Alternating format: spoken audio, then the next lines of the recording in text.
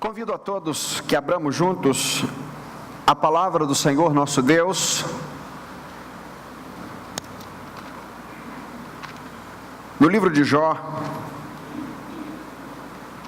no capítulo 1.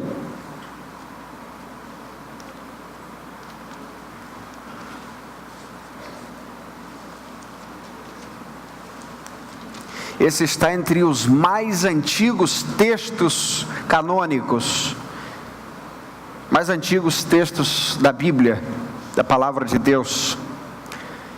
Estamos pregando a série Epitáfios, falando sobre homens, sobre mulheres, sobre pessoas que viveram, e dessas pessoas, algumas coisas foram ditas, e sobre Jó, nós vemos coisas muito especiais, e é nesse livro que leva o seu nome, que vamos extrair a reflexão dessa noite. Lembrando que cada homem desse, e cada mulher, todos estes que figuram neste grupo, desta série chamada Epitáfios, deve nos levar a refletir que somos transitórios, que somos aqui apenas seres que passam, mas que devemos, enquanto vivos, viver para a glória de Deus e apontar para Jesus, apontar para Cristo e seguir em direção a Cristo. E o epitáfio que nós poderíamos separar de Jó está no livro de Jó, no capítulo 1, no versículo 8, que diz assim, leamos juntos: Jó, um homem íntegro e correto, que temia a Deus e se desviava do mal, ou homem íntegro e correto que teme a Deus e se desvia do mal. Pai, rogamos que a Tua palavra encontre espaço cativo, permanente e eficaz no nosso coração, Senhor, e que Cristo seja exaltado nessa noite, em nome de Jesus. Amém, Senhor Deus. Jó é uma das figuras, uma das personagens da palavra de Deus mais emblemáticas. Jó tem uma história fantástica, uma história ao mesmo tempo que das mais tristes, também das mais extraordinárias, misteriosas. Jó, o texto diz que era um homem da terra de Uz, que tinha aí a sua vida muito regular, muito tranquila, em paz, um homem que era abençoado por Deus em tudo que fazia. Por exemplo, o texto do livro que leva seu nome começa dizendo como os seus negócios eram abençoados. No verso 3 do capítulo 1, o texto diz que ele possuía 7.000 ovelhas, 3.000 camelos, 500 juntas de bois, 500 jumentas, tinha também muitos servos que trabalhavam para ele, de modo que ele era o homem mais rico de todo o Oriente. Imagine então os sheiks árabes, dos mais ricos hoje em dia. Certamente Jó estava entre eles como o 01, o mais rico do Oriente. Não faltava nada para Jó, era um homem disposto a trabalhar. E vemos na estrutura da vida de Jó que, embora tivesse muito dinheiro, o dinheiro não o tinha. Ele não amava o dinheiro que tinha, o que possuía, e o dinheiro que ele possuía não o possuía. O caráter dele não era minado pelo amor ao dinheiro, como diz Paulo escrevendo a Timóteo na primeira carta do capítulo 6, no verso 10, quando ele diz que o amor ao dinheiro é a raiz de todos os males. Deste mal, Jó não sofria, embora fosse muito abençoado por Deus. Jó também tinha uma família abençoada por Deus. Veja o texto no verso 2, que nos diz que Jó teve 7 filhos e 3 filhas. Ainda era aquele tempo onde se tinha bastante filhos. Hoje fala-se de 3 filhos e é uma coisa que não se pode nem imaginar, não é? E Jó vive num tempo onde os filhos ainda eram sinônimo das bênçãos de Deus. Não significa, é claro, que aquele que não tem filho não é abençoado por Deus, mas Deus abençoou Jó com 10 filhos. E o texto diz que Jó não só tinha filhos, mas ele era um homem abençoado para abençoar o relacionamento de seus filhos. Ele se preocupava com os seus filhos, e sempre numa família muito numerosa, tem aqui uma dificuldade, uma celeuma, uma fofoca, uma inveja, não é... Pode acontecer isso. O texto diz no verso 4 que seus filhos visitavam uns aos outros, cada vez um deles fazia um banquete e mandava convidar as suas 3 irmãs para comerem e beberem com ele. Ou seja, os 7 homens faziam sempre banquetes, churrascos, e as irmãs estavam isentas. Elas sempre somente visitavam a casa dos homens.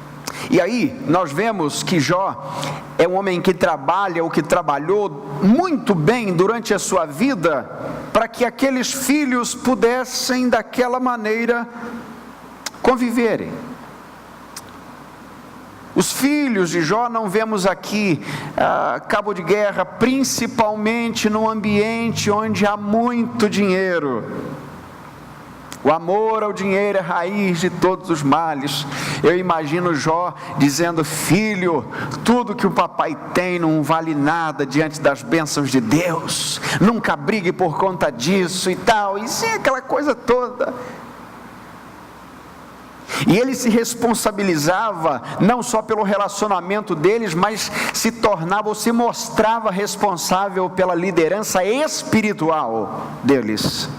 Veja o que diz o verso 5: passado o período dos banquetes, ou seja, a festa passou, o tempo de festa havia passado, Jó os chamava para os santificar. Ou seja, vamos orar aqui, vamos ver se tem alguma dificuldade, vamos ler a palavra do Senhor. E ele orava por eles. O texto diz que levantava-se de madrugada e oferecia sacrifícios de acordo com o número de todos eles, pois Jó pensava: talvez meus filhos tenham pecado e blasfemado a Deus no coração. Ou seja, ele trazia para si a prerrogativa de uma liderança espiritual da sua casa, ainda que seus filhos tivessem aí já cada um a sua própria casa. E Jó não só era um homem rico, não só era um homem de oração, não só era um homem que tinha uma família muito bem estruturada, não só era um homem que orava pelos seus filhos, mas era um homem constante, porque o texto diz, no verso 5, no final, que era assim que Jó sempre procedia. Não havia irregularidades na procedência de Jó diante de Deus, diante da sua família. Ele sempre procedia daquela forma.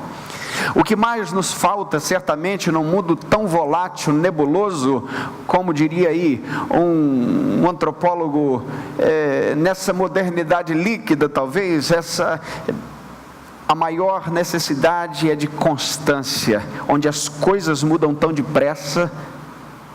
A mente da pessoa ou das pessoas passa também a mudar com a mesma velocidade. Mas louvado seja Deus que temos um Deus que não muda nunca. Ele é o mesmo ontem, hoje e eternamente. Graças ao Senhor porque o servimos. Mas toda essa beleza é interrompida, queridos, queridas, por uma reunião nas regiões celestiais. A Bíblia diz que certo dia, nós vemos isso aí no capítulo 1, a partir do verso 6 até o verso 9, certo dia os filhos de Deus vieram apresentar-se a Deus. E aqui, onde lê-se filhos de Deus, você pode pensar como anjos, penso assim. E vieram apresentar-se diante de Deus, e Satanás veio no meio deles. E o Senhor perguntou a Satanás: de onde vens? Satanás respondeu ao Senhor: de rodear a terra e de passear por ela. O Senhor disse a Satanás: observaste meu servo Jó? Na terra não há ninguém como ele.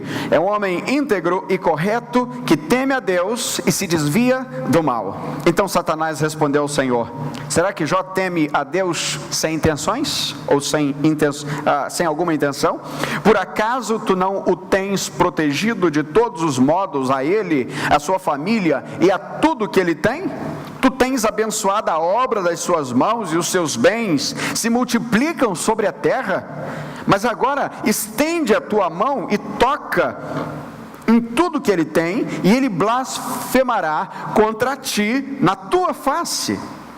Então o Senhor respondeu a Satanás: tudo que ele tem está sob teu poder, apenas não estenda a mão contra ele. E Satanás saiu da sua presença. Primeira questão, queridas, deve ser no teu coração: por que essa reunião aconteceu? É uma boa pergunta, mas eu não tenho a resposta, porque o texto não diz. Simplesmente Deus permitiu a reunião, Deus convocou a reunião, e Satanás estava no meio.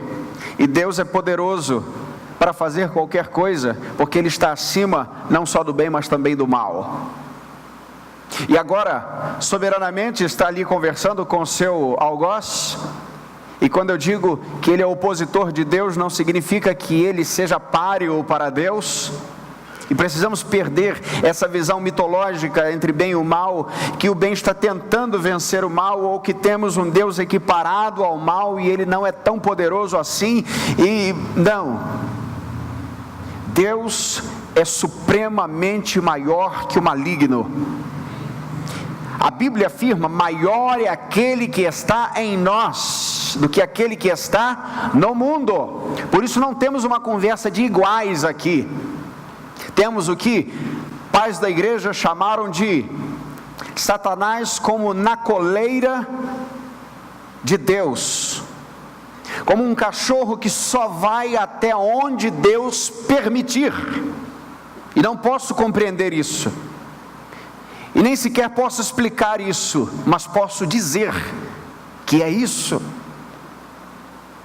E aí nós vemos que por duas vezes Satanás se apresenta a Deus, e na segunda vez, onde tudo já estava sendo destruído ao redor de Jó, Satanás diz: ele ainda te serve, porque o Senhor ainda conserva a sua saúde. Então Deus ordena que toque na saúde de Jó, e a Bíblia diz que a partir disso, Jó agora sem empregados, sem filhos, sem bens, sem o seu empreendimento, que fora devastado completamente por um vendaval que se avizinhou sem nenhum tipo de sinal. Agora ele também está no chão, tomado de úlceras, de feridas, mal cheiroso, com feridas purulentas pelo corpo, e estando ao mesmo tempo de luto, porque é nesse momento que ele também perde os seus 10 filhos, de uma vez só. E aí, imaginemos esse homem que sofre esses infortúnios em série. Não bastasse estar no luto de seus 10 filhos, agora está coberto de chagas. Agora está, queridos, cercado de amigos que chegam para visitá-lo. E vemos aí os amigos de Jó se aproximando no texto. Você deve ler o texto de Jó quando chegar em casa, ou essa semana, apresse-se em fazer isso. Chega ali, chegam ali aqueles homens, e eles ficam 7 dias olhando para Jó, sem ter o que dizer, numa cena completamente indescritível, numa dor lancinante, e o texto diz que eles não dizem nada porque a dor de Jó era grande demais. Mas tem um momento que eles começam a falar, e eles começam a falar, e enquanto eles estão falando, Deus está em silêncio.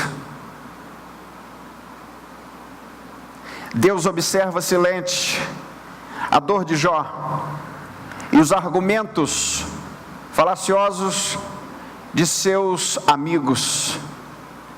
Porém, queridos, nós vemos na estrutura do livro de Jó que é um texto tremendo. Logo no capítulo 2, quando ele perde bens, quando ele perde os filhos, quando ele perde o gado, quando ele perde os empregados, o seu empreendimento, quando a sua esposa diz a ele: tu ainda te conservas na tua integridade, amaldiçoa o teu Deus e morre. Flagramos uma frase que fala sobre Jó, algo fantástico. No capítulo 2, no verso 10, o texto diz, leia comigo: em tudo isso, Jó não pecou com os lábios. Eis aqui a diferença de alguém que teme ao Senhor. Porque no vale, na luta, na perda, no luto, na dificuldade, na dor, no infortúnio, no imprevisto, no acidente, no incidente, todos nós vamos passar. Mas um justo, aquele que teme a Deus, mostra-se alguém que usa a sua boca para bendizer ao Senhor.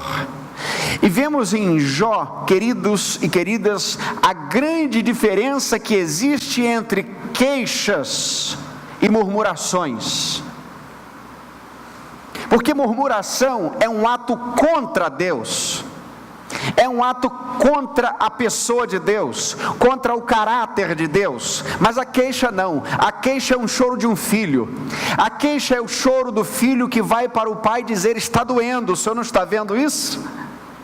A queixa, por exemplo, como de Jeremias, que escreve um livro só de lamentações, por isso, Lamentações de Jeremias,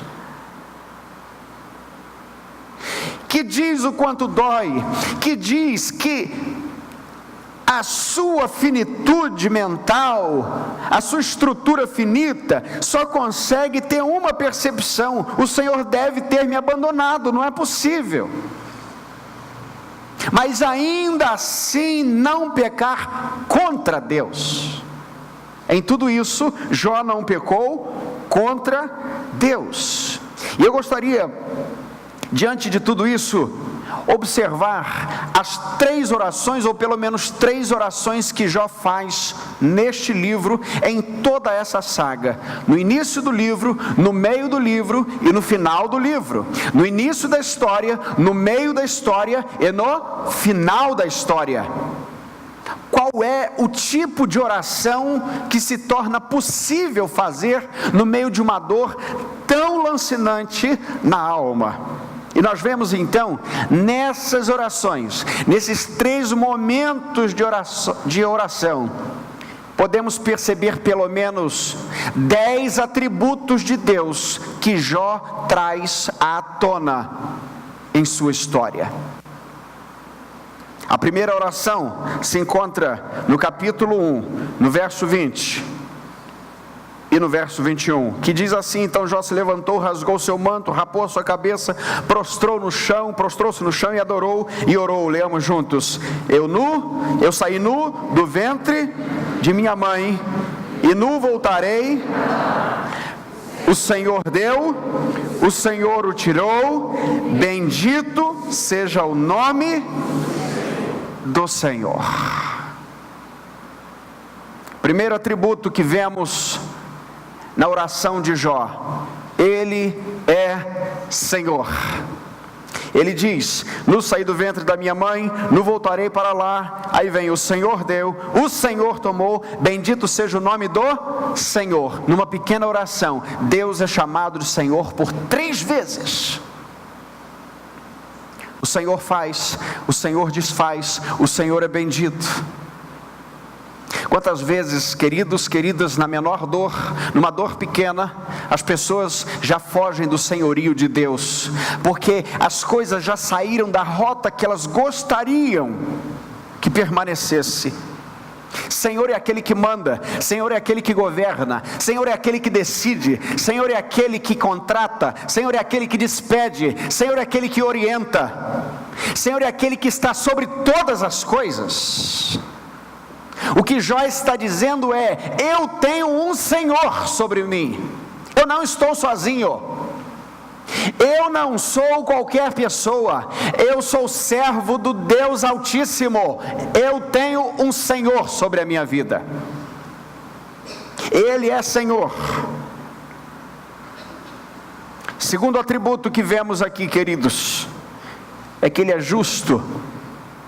Eu nu saí do ventre de minha mãe, e nu voltarei para lá. O Senhor deu, o Senhor tirou. O que Jó está dizendo é: Deus foi bondoso por conceder muitas bênçãos, mas não foi injusto quando as tirou. Ele tem poder de dar, e Ele tem poder de tirar. Ele tem poder de fazer, Ele tem poder de desfazer. Note que não sou eu que estou dizendo isso, é Jó, que está no luto de 10 filhos. Jó está declarando a justiça de Deus. Jó está no meio da sua dor, advogando a justiça de Deus.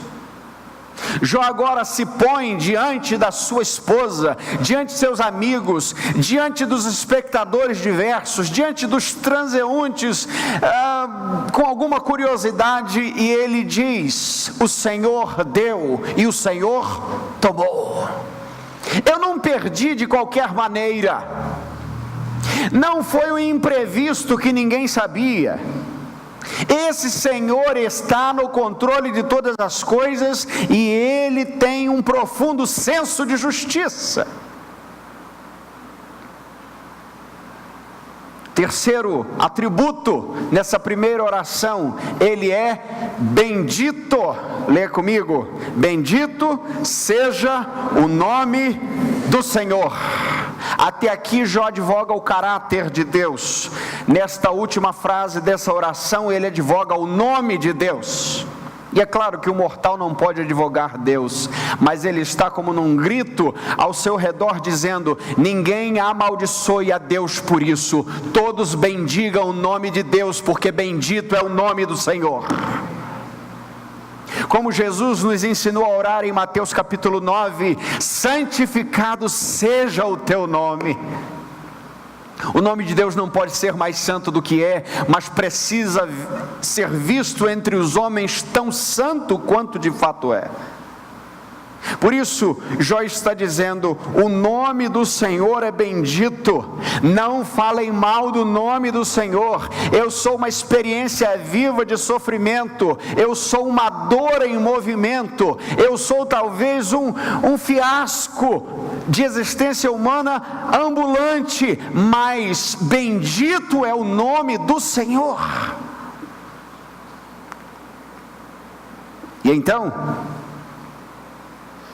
a estrutura do livro se segue, e você percebe ali os diálogos de Jó com seus amigos, você percebe queixas profundas de Jó, mas no meio disso tudo, há então uma pepita brilhante, que vai sendo posta em evidência, que está no capítulo 19, no verso 25, que diz: eu sei que o meu Redentor vive, e por fim se levantará sobre a terra.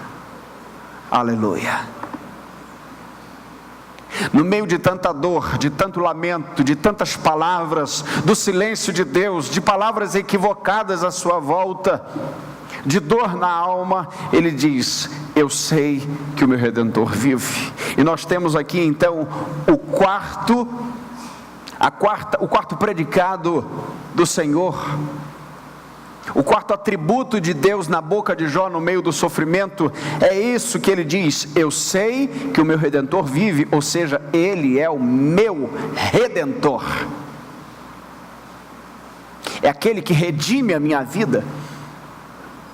E para quem estivesse perto, talvez isso não fizesse sentido, porque o Redentor é aquele que o livra, é aquele que liberta. Percebemos aqui, queridos, que o corpo de Jó estava cativo na enfermidade, mas a sua alma já transitava livre na confiança em Deus. Eu tenho um Redentor. Essa é a primeira vez no Antigo Testamento que a palavra Redentor vem à tona. Fora daqui, uma vez em Provérbios, algumas nos Salmos, uma em Jeremias, e a grande maioria no chamado o quinto evangelho, o livro de Isaías, que mostra, por exemplo, em uma de suas citações, no capítulo 44, no verso 24, assim diz o Senhor teu Redentor, o que te formou desde o ventre: eu sou o Senhor que faço todas as coisas, que sozinho estendi os céus e sozinho espalhei a terra. Este é o Redentor, em quem está fiado Jó, em que está seguro o coração de Jó. Mas nós temos ainda mais atributos de Deus que vêm à tona na dor de Jó. E o quinto atributo nós podemos ver que sai da boca de Jó: ele é real, ou seja, ele é vivo, ele se move. O texto diz: eu sei que o meu Redentor vive e que por fim se levantará sobre a terra. O que Jó está dizendo é: eu estou sofrendo, eu estou em dor profunda, eu estou em lamento, eu não consigo entender muitas coisas, mas eu sei de algo: o meu Redentor vive e ele há de se levantar.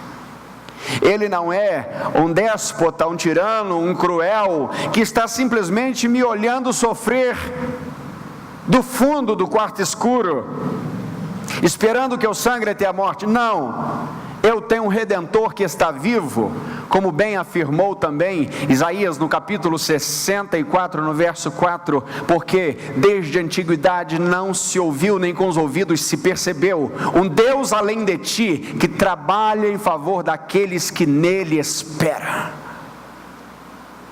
Jó está confiante de que Deus não está sonolento, de que Deus não pegou no sono, como diz o Salmo, o cântico de degrau: Deus é o guarda de Israel e não tosqueneja, ou seja, ele não dormita, ele não pega no sono, e ele sabe disso, que Deus é real.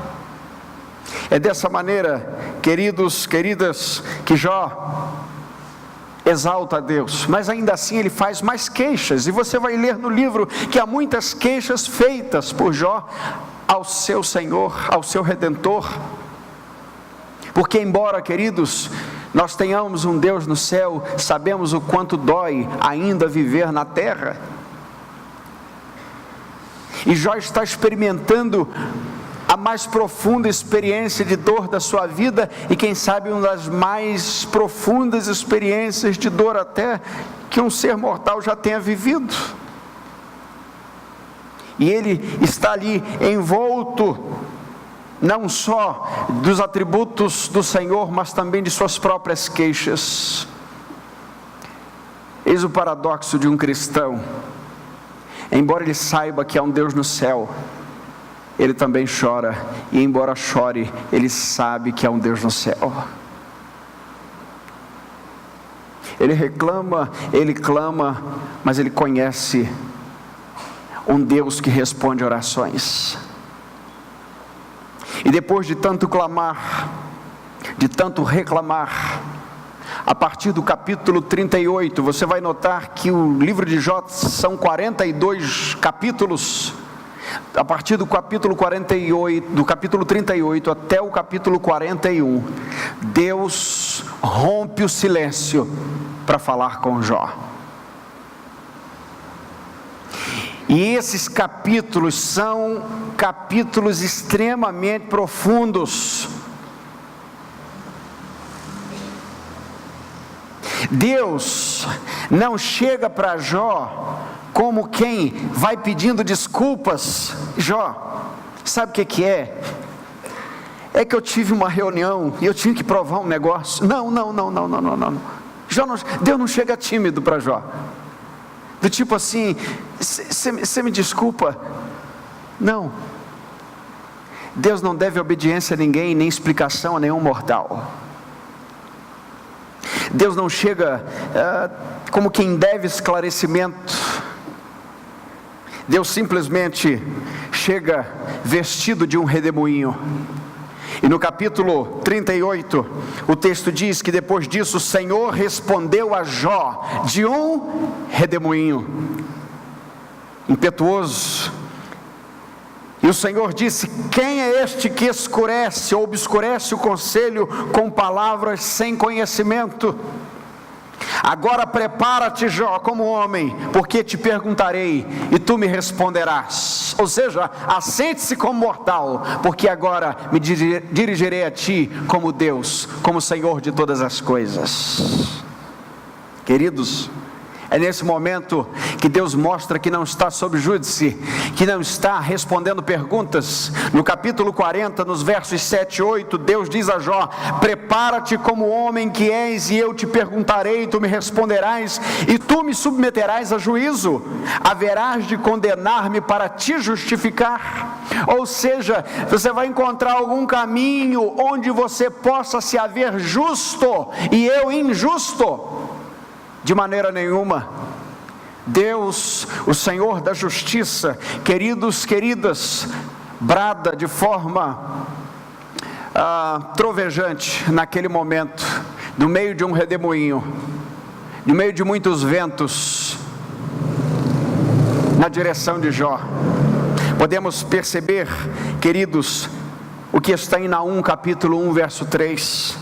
O Senhor tem o seu caminho no meio do vendaval e na tempestade, e as nuvens são a poeira dos seus pés. Esse Deus grandioso se apresenta a Jó.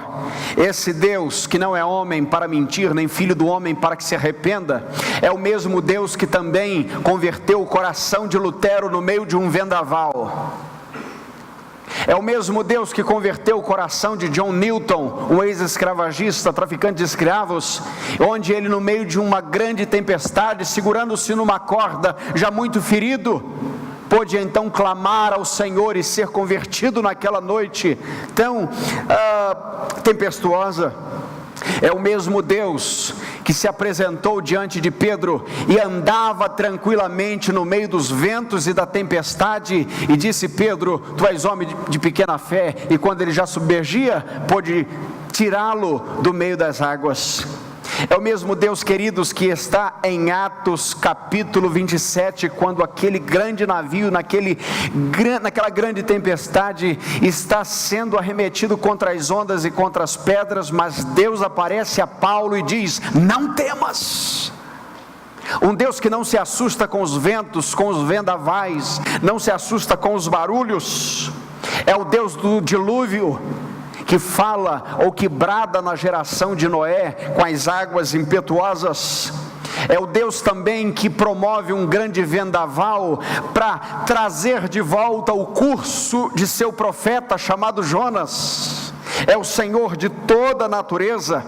É o Deus que está em Apocalipse capítulo 1, verso 5, Cristo com o som de muitas águas, agora está diante de Jó dizendo: assente-se, porque eu vou falar contigo como Deus. Jó estava cansado de ouvir seus amigos. Jó estava cansado de ouvir a ladainha de sua mulher: certamente amaldiçoa teu Deus e morre. Agora o Redentor que vive se apresenta para ele. E é nesse cenário que Deus toma a mão de Jó, do capítulo 38 até o 41, mostrando a Jó o quanto é poderoso. Jó, aonde que você estava quando eu criei todas as coisas? Jó, quem foi que fixou as medidas do universo? Jó, em suas queixas, havia feito mais de 30 perguntas ou queixas para Deus, e agora Deus despeja sobre Jó cerca de 70 perguntas. Quem é você? Onde você estava quando eu vestia as nuvens e envolvia com escuridão? Onde você estava, Jó, quando eu dividi as águas da terra seca e disse às águas: até aqui e daqui para trás? Jó, acaso tu entraste até os mananciais do mar, ou passastes pelos recessos do abismo?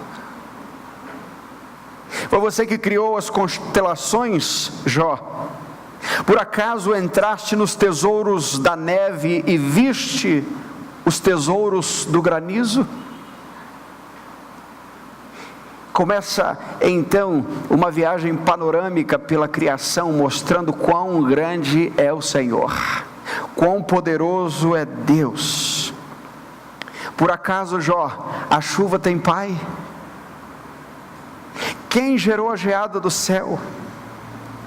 Podes atar as cadeias das Pleiades, ou soltar os laços do Órion, ou fazer sair as constelações a seu tempo e guiar a ursa com seus filhotes? Tu conheces as leis do céu, ou podes estabelecer o seu domínio sobre a terra? Podes levantar a tua voz até as nuvens, para que as muitas águas te cubram? Quem dispôs, Jó, a sabedoria nas densas nuvens? Ou quem deu entendimento ao meteoro? Onde ninguém põe a mão, mas há um Deus guiando aquela enorme rocha. Jó, quem tem sabedoria para contar as nuvens? Quem esvaziará os cântaros do céu? São perguntas atrás de perguntas.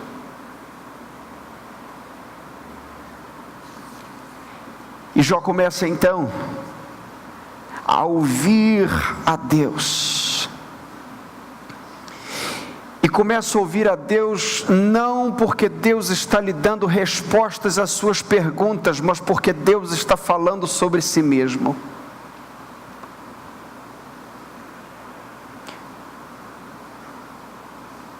Porque Deus sabe que conhecer sobre o sofrimento não te livra do sofrimento. Conhecer uma enfermidade incurável não te livra dela. Mas conhecer mais sobre Deus faz com que você fique de pé na dor mais aguda. Jó, sente-se, vou lhe oferecer um curso teológico profundo. E agora não vou falar sobre tuas dores, vou falar sobre mim. E a visão de Deus vai se agigantando diante de Jó. E a estrutura de Jó vai tremendo diante de tudo isso. E os capítulos vão se desenrolando. Queridos, até que Jó faz então a sua última oração, a sua terceira oração. Quero repetir o que disse dia desses: há muita coisa que pode acontecer entre uma oração e outra. Vamos repetir: há muita coisa que pode acontecer entre uma oração e outra. Veja o que diz, capítulo 42, a partir do verso 1. Então Jó respondeu ao Senhor: bem sei que tudo podes, e que nenhum dos teus planos pode ser impedido. Quem é este que sem conhecimento obscurece o conselho? De fato falei o que não entendia, coisas que eram maravilhosas demais e eu não compreendia. Ouve-me e falarei, e eu te perguntarei e tu me responderás. Com ouvidos eu tinha ouvido falar a teu respeito, mas agora os meus olhos te veem. Por isso me desprezo e me arrependo no pó e na cinza.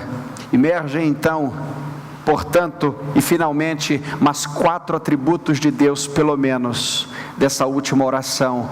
E o 6º atributo, portanto, das 3 orações: Ele é onipotente. Jó declara: bem sei que tudo podes. Deus pode tudo. Senhor, eu compreendo agora que o Senhor pode todas as coisas. A pergunta da última oração é: Jó já estava curado? Não. Jó já tinha recebido tudo em dobro? Não. Jó já tinha sido restaurado nas finanças? Não. Mas esta é a oração de um homem que ainda estava no mesmo estado das primeiras orações. A grande questão, queridos, queridas, é que muita gente quer dar testemunho quando processos terminam. O testemunho de um cristão não se dá somente quando um processo termina, mas no meio do processo, não importa em que nível e nem de que maneira possa dar cada processo ou possa acontecer cada processo. Porque um cristão, aquele que confia em Deus, é um testemunho vivo. E é muito bom contar testemunhos no final, é maravilhoso, ou não é? Claro que sim. Dizer o que Deus fez, dizer o que Deus tem feito, dizer o que Deus tem mostrado, e aquilo que Ele começou e concluiu, isso é uma bênção. Mas, queridos, não temos muitos testemunhos do tipo: eu não sei o que vai acontecer, como vai proceder, o que os médicos vão dizer, ou se terei de volta o que perdi, mas eu sei que o Senhor tudo pode. Deus é Senhor de todas as coisas. Nós vemos ainda o sétimo atributo que vem da oração de Jó: Ele é onisciente. Nenhum dos teus planos podem ser impedidos. O que Jó está dizendo: Senhor, eu sei que tudo que aconteceu comigo não foi um improviso, não foi um acaso. O Senhor não está debaixo das leis humanas. O Senhor não teve de improvisar comigo. O Senhor tem um plano fixo, o Senhor tem um plano firme, o Senhor tem um desígnio eterno.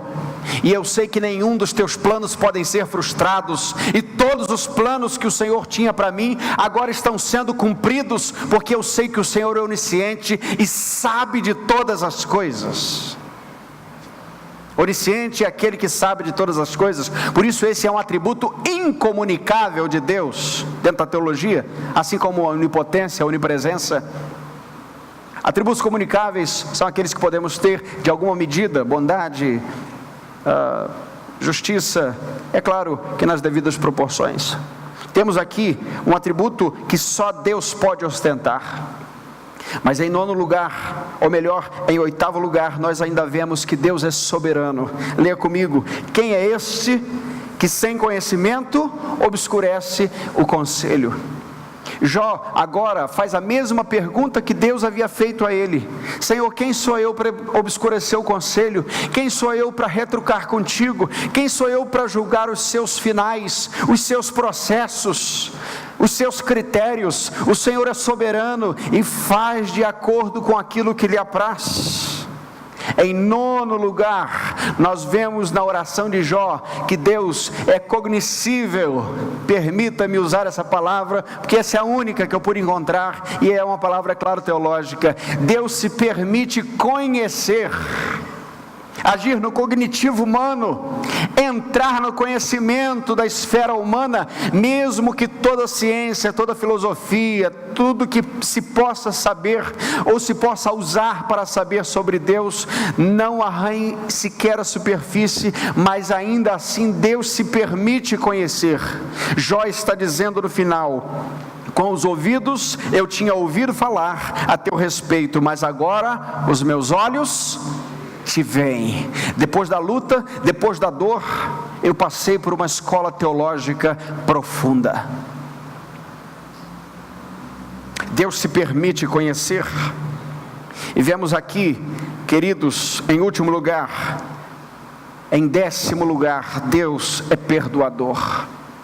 O décimo atributo de Deus que vem da oração ou das orações de Jó: por isso me desprezo e me arrependo no pó e na cinza.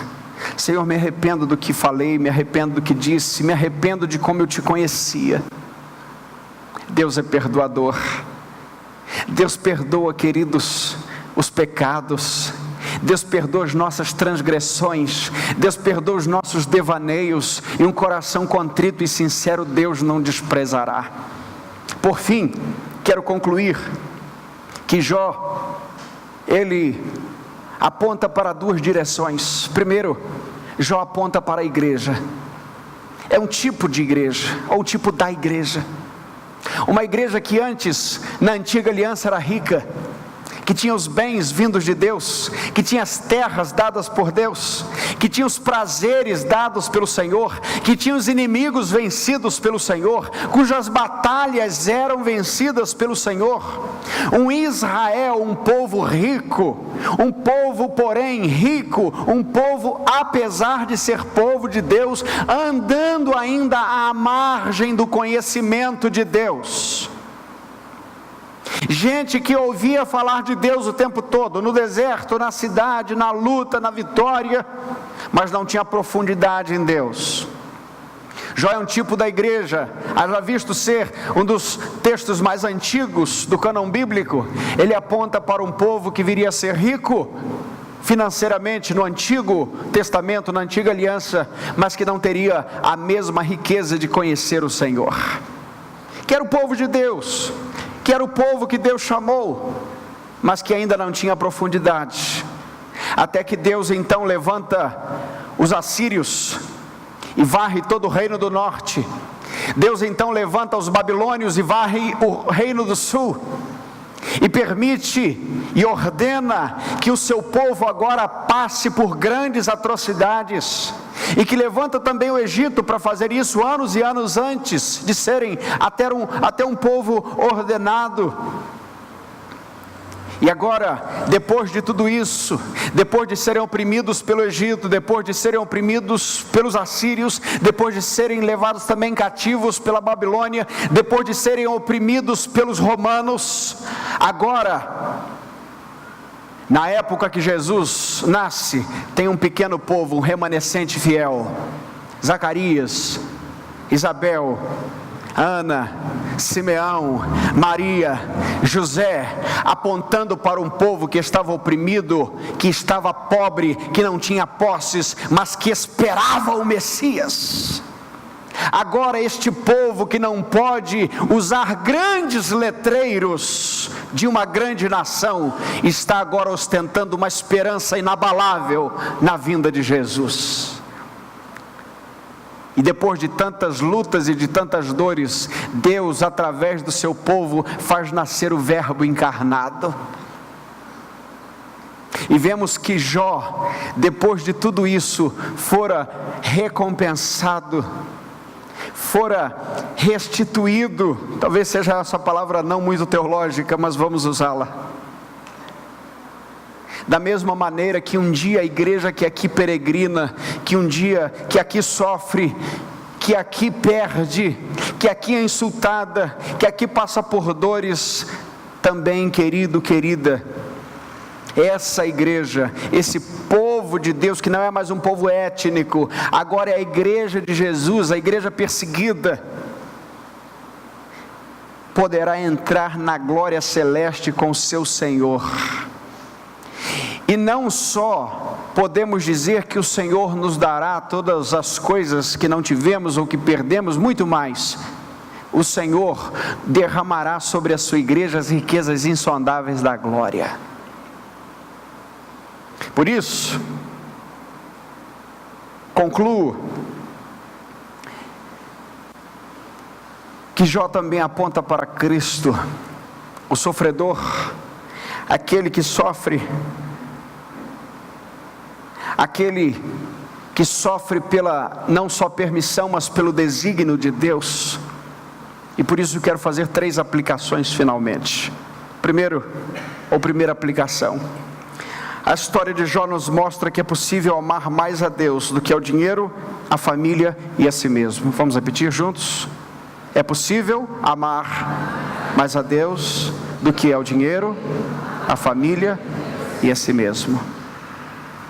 Segunda aplicação: ninguém é tão santo ou tão perfeito que não seja um grande pecador diante de Deus.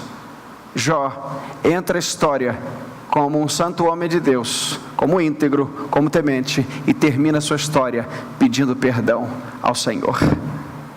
Terceiro, embora o Senhor nos ensine muito sobre Ele mesmo, em nossos sofrimentos, O auge da revelação que faz de si mesmo é no sofrimento do seu próprio Filho, Jesus Cristo. Deus se revela muito quando nós sofremos, fala muito sobre Ele quando sofremos, mas Deus grita quando olhamos para o Calvário.